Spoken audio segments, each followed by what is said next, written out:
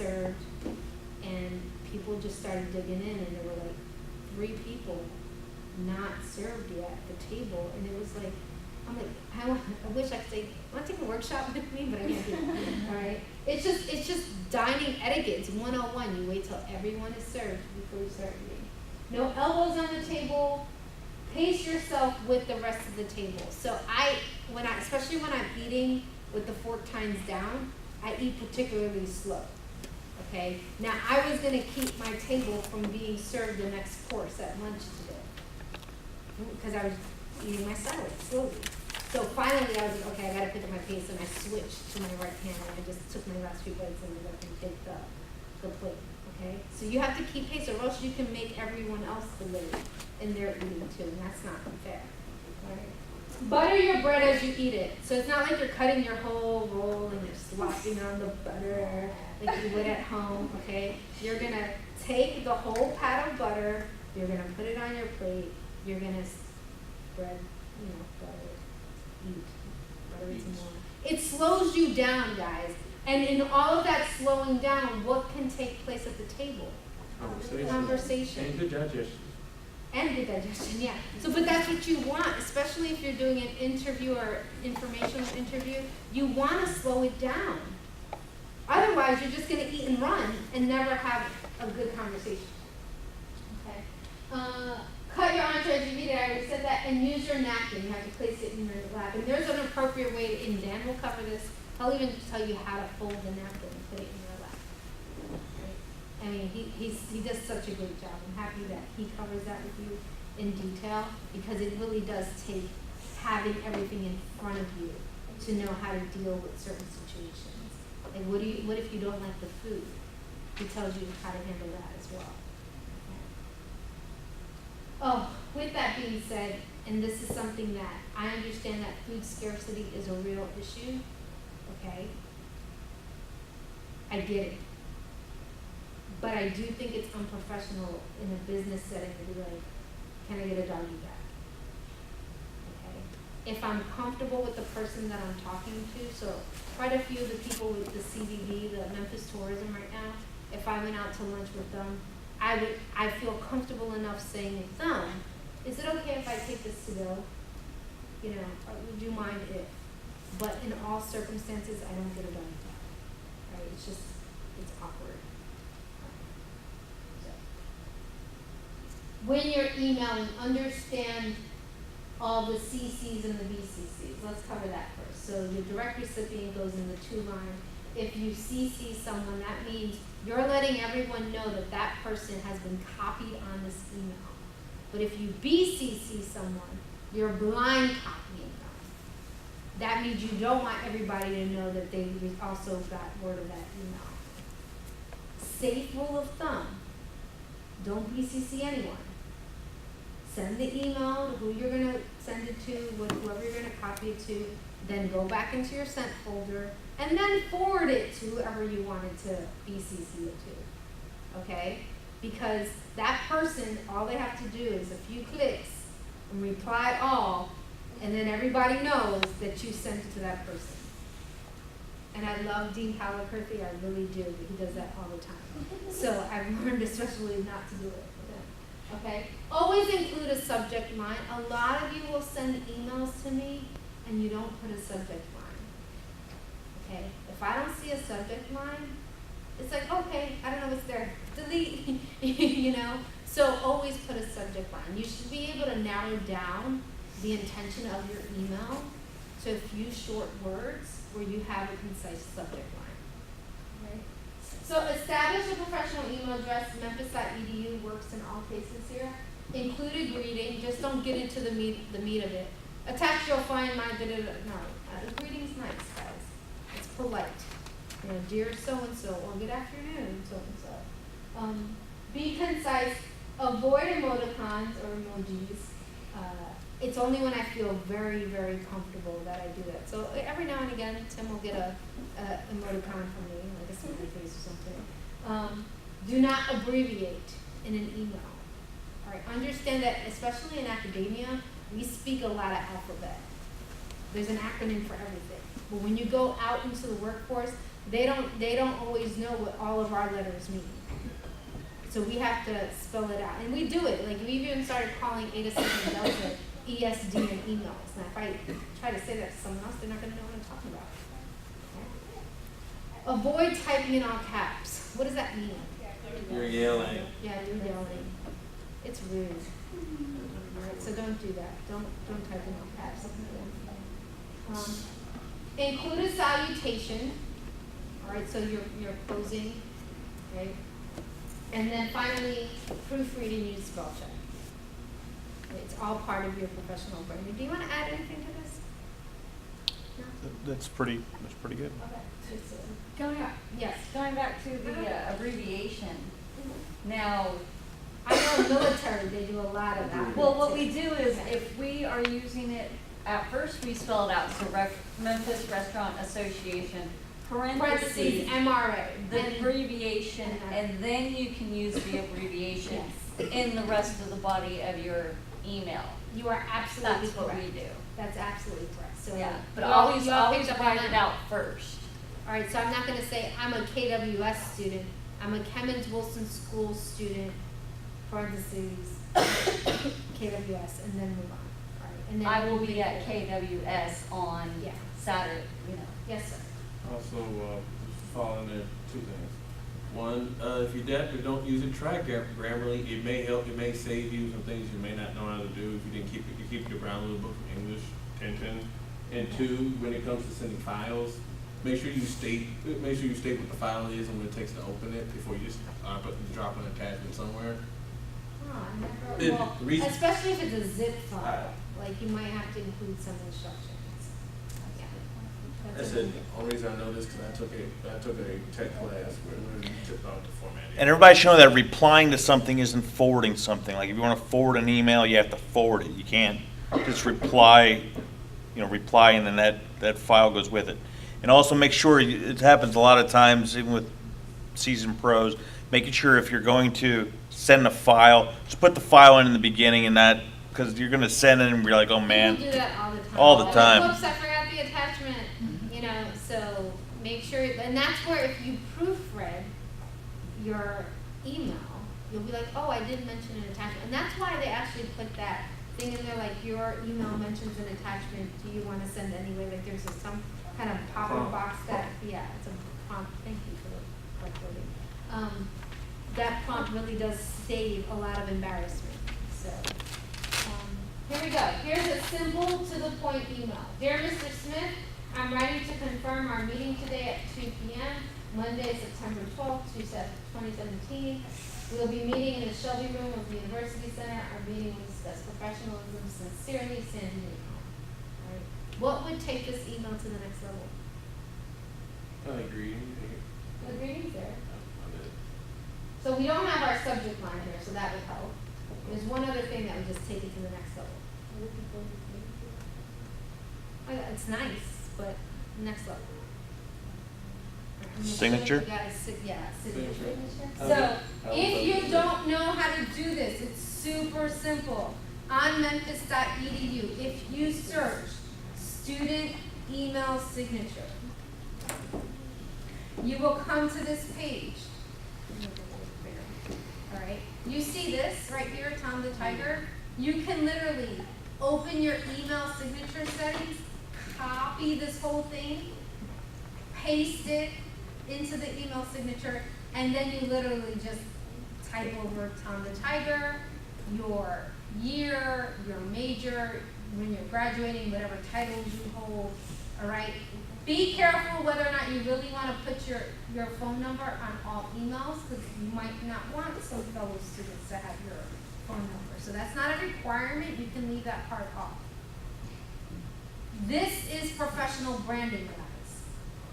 And they couldn't make this any easier for you. But I know a lot of people didn't even know that it was there, which is why I'm pointing it out. Literally copy and paste. How many of you are proud once you got your student email signature? You were like, yeah, I was right. Okay, yeah. I think a lot of students feel that way. Okay, so here we go. So that would have completed this email and taken it to the next step. Yes? What is it on the? So if you type in email student, Oh, in student the email actual- signature, if you go down, it's one of the marketing and communications, like it's gonna come to their page, and they put this together for you guys. Okay. The email part. It's in the city. Oh, you have to go in your settings on Outlook. Okay. So here we go. Facebook.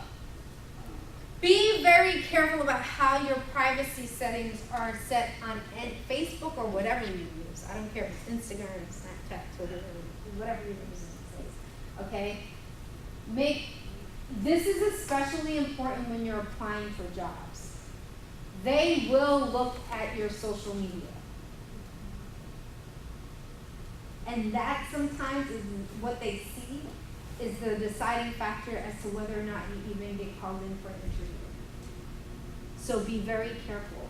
Take the time to monitor what's on your wall. Make sure everything's professional. And if you have to unfriend somebody, it's okay. Because I have a cousin who, we're blood and all, but, we can't be friends on this. We can't. She's a little special, right?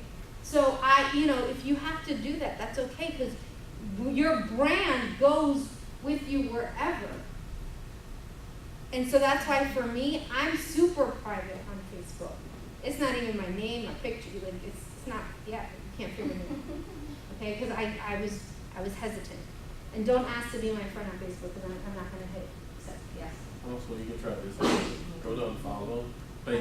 Basically, you still have to be their friend, but you can also put them one of the settings you can unfollow. That will keep certain content off the wall. It'll keep them from following some kind of the wall. So when they do this matrixes of trying to sell you this advertisement, fit this next year, you won't see that person's anything they post or drop on Facebook or anything they share. But at the same time, you're still their friend. If you're friends with somebody and their pictures, they're holding two guns and someone sees that, it's like, when it pops up, that doesn't make you look good. Yeah, or like, and some of us, the images are really innocuous to college students. So like you think, being at a party with a solo cup in your hand, it's fine, it's normal college behavior. But an employer can interpret that as you being like a party animal somewhere, right? So you have to be careful about your social media settings. On LinkedIn, use your introductions really carefully. And what you're trying to do is, when you make an introduction, you want it to be a mutually beneficial relationship, right? So even when I met a number of people at these things I went to yesterday, this fair, and then I went to another networking event. And for everyone I linked in with this morning, I explained, like, as the career specialist of students in sport and leisure management, I think it would be great to connect with you on LinkedIn. I explained to them how we can help each other out, okay? Because they're looking for sport people, and I happen to know some sport people, right? So that's the connection. So you want to be careful of how you make that introduction. And if someone else says, oh, will you help introduce me? You have to be willing to, like, again, you're protecting your brand. And I can honestly say there are some students that I won't do that for. Like, I don't have the level of trust that I would like to have in order to extend that introduction. Right? I can't risk what I've worked hard to develop and someone be a knucklehead and write, an email with a bunch of typos or whatever, that reflects poorly on our program or myself. So I'm telling you, use the same rule of thumb. Like, you decide, do I want to put my name out there for that person? Because your brand is your brand. Your name, you have to protect it. Okay? Always tell the truth. When discussing where you've worked and what you've accomplished, be honest and don't oversell yourself. LinkedIn is a fine line, because you can do humble brags and self-promotion, but if you're doing it all the time and that's all you ever post, people pick up on that. There are a few people I know in the industry right now that all they do is post, like, accolades to themselves. They're not sharing any articles, they're not sharing any insight of the industry. it's all about me, and that can be misconstrued. So be careful there. So for those of you who started doing the Eta Sigma Delta, like I'm honored to be recognized in Eta Sigma Delta Honor Society. The ones that I've seen come out so far, very well done. If you still haven't done it, please do it, and I will definitely like and share, because I love being able to showcase the talent in our school. Don't gossip or spread any company or personal gossip through LinkedIn. That will follow you forever. And if you're gonna talk badly about, I don't know, whatever hotel that you work at, then you're gonna come into my hotel and probably do that here too. Those behaviors, people really don't change too much, okay? Be professional. Facebook, LinkedIn and Facebook or any other social media platform, they're just very different. LinkedIn is all about your professional profile. It's not, like I recently saw someone post something about like their child on LinkedIn, and I was very confused by that. That's personal. That you put on your whatever site, but not on LinkedIn. So no, LinkedIn is professional, and I love when Professor Flor says like, less Snapchat, less Twitter, more LinkedIn. Okay? Because he's right. If you're trying to build your professional network, it's very easy to do. Just you have to invest the time in that. So when I started this job, didn't have a LinkedIn profile. I knew I was going to have to develop one. That's what my job entails, right? And every day I have to go on and try to connect. And I built the network, guys, over time. Every day I would try to connect with 5 people, and you can do this. And imagine if you're doing that as a sophomore. Come junior year, when it comes time to look for, internship, full-time, whatever you're looking for, you're going to have a whole network to tap into. But you have to invest in it early. So if you're a senior right now, get on it. Every day, 5 people. It can be done. Right? So with smartphones, you really have to be careful with multitasking and typing too quickly. Make sure your phone is set on vibrate if you're in a meeting or, even in a class, it shouldn't be going off. Be careful about participating in lap reading. You know what lap reading is, right? It's like, I'm going to hide it and pretend nobody can see me doing one of these, People know, so try not to do that. Don't leave super long voicemail messages. And I get them. It's like, hi, Miss Marta. This is so, remember when we met 2 weeks ago and you were working on my resume? Well, there's a part of my resume on the right, and I'm like, okay, when's it going to end? So a message is simple. Hi, this is so-and-so. Just wanted to talk to you about my resume. If you can give me a call at whatever number, repeat the number. Thanks. That's it. Okay? It should not be the conversation that you were hoping to have with me. Extended holds, only people on hold a long time, they will hang up. And especially in guest services, your customers will hang up too. Speaking in front of others, be mindful of the conversation that you're having. All right, should it be private? Do I need to be blasting this to everybody? And finally, if I'm having a conversation with Amanda here, right, and say Ian really wants to ask me a question, but he has to be patient and not be like trying to get into the conversation, right? So just don't interrupt other people's personal face-to-face conversations. We've all had those awkward work scenario situations. They're going to happen, especially in hospitality. But always remember that you are protecting your professional brand. And guys, we've all made mistakes. I've made mistakes in my career in the past. And if you own it, you apologize, you don't do it again, you move on. You can repair some mistakes, but not all of them. Okay? So I'm running out of time, so I'm going to move right on to this. So any questions? I know I covered a lot. So